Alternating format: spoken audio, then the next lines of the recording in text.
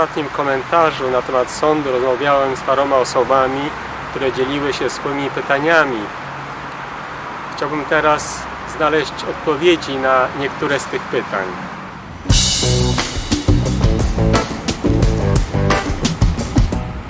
Jak sobie można wyobrazić dobroć Boga ze świadomością tego, że na wieki istnieją ludzie, którzy są potępieni?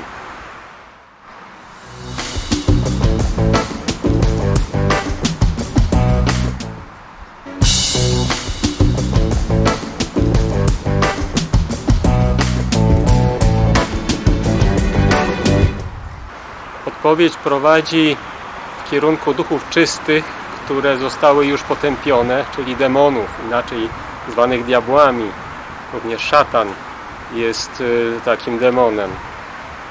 Ponieważ jako ludzie mamy naturę duchowo-cielesną, mamy duszę nieśmiertelną, nasza dusza jest pokrewna niejako naturze duchów czystych, diabłów czy aniołów. I ponieważ możemy sobie wyobrazić, czym są demony i jak się zachowują, możemy sobie też wyobrazić ludzi, którzy zostali poprzez nich zawładnięci przez zło. Zło, które zawsze jest brakiem dobra, nie jest czymś istniejącym. Jest zaprzeczeniem obiektywnym, wolitywnym woli Bożej. Jest zaprzeczeniem w sercu temu, aby Bóg kierował moim życiem i kierował życiem tego świata. O tym mówi Jezus w 3 rozdziale Ewangelii Świętego Jana, że to nie Bóg potępia ludzi, ale ludzie potępiają sami siebie, ponieważ nie chcą przyjść do światła.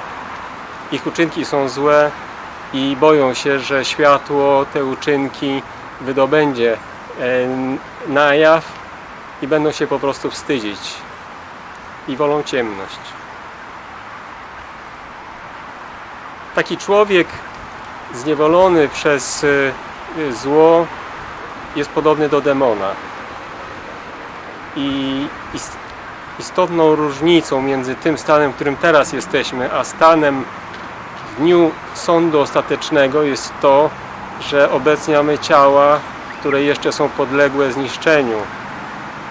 Gdy przyjdzie Chrystus, aby sądzić żywych i umarłych, nasze ciała powstaną z prochu i zostaną przemienione.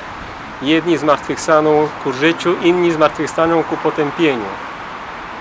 Ale te ciała będą podobne, będziemy w tych ciałach podobni aniołom. O tym mówi Jezus przy okazji dyskusji z saduceuszami o zmartwychwstaniu.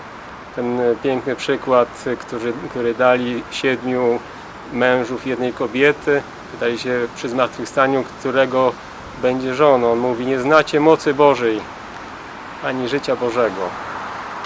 Bo przy zmartwychwstaniu ludzie nie będą się żenić, ani za mąż wychodzić, lecz będą podobni aniołom w niebie. I dlatego opowiedzenie się po stronie demonów, po stronie zła, po stronie buntu przeciwko Bogu będzie wtedy wieczne, będzie na wieki. Ale też Jezus używa w Ewangelii przypowieści, która to ilustruje, być może jest drastyczna, bo mówi o żniwie i mówi o pszenicy i chwaście. A więc ci ludzie są podobni chwastom. Nie mamy żadnych problemów z zebraniem chwastu i wyrzuceniem na spalenie. I chyba ten obraz może nam naświetlić, jaki będziemy mieli stosunek do potępionych w życiu wiecznym, w wiecznej szczęśliwości. Pozostaje to zawsze tajemnicą i rozumiem te osoby, które w dalszym ciągu nie mogą się przekonać, że tak będzie naprawdę, bo mają tę wiarę, tę ufność, że w każdym człowieku jest jakaś iskierka dobra. To prawda. Póki żyjemy na tej ziemi, mamy możliwość nawrócenia, mamy możliwość, Bóg ma możliwość, jeżeli tylko Mu na to pozwolimy, tę iskierkę przemienić w żywy ogień miłości.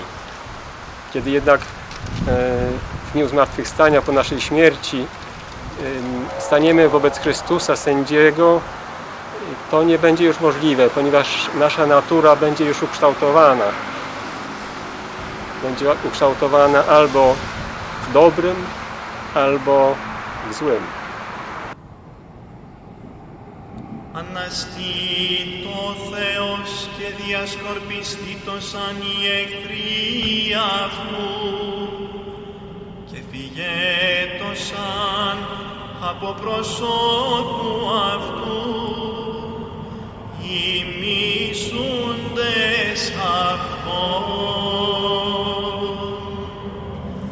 Πάσχα ιερών ημιν σήμερον αναβεδείκτε, Πάσχα γένων Αγίων, Πάσχα μυστηρίων.